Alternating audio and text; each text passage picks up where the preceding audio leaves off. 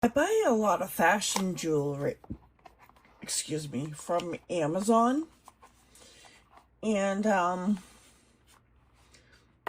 know everyone, I'm kind of like, I don't want to wear it in the shower kind of thing, but it's a pain in the butt to clasp the chain. Because let's face it, I have big fingers. I have man hands. And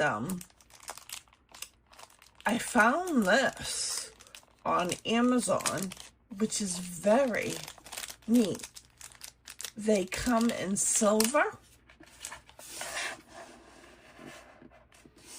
and they come in gold. So it's a mixture of both. You could use this for your high-end jewelry and things like that.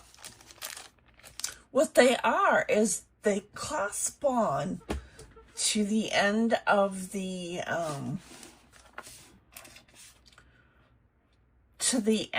chain, and it's a magnet, and you just pull the magnet apart like that. So if you're always like, yeah, I don't want to buy a necklace, or things like that. They even make them for bracelets. But I thought these were really clever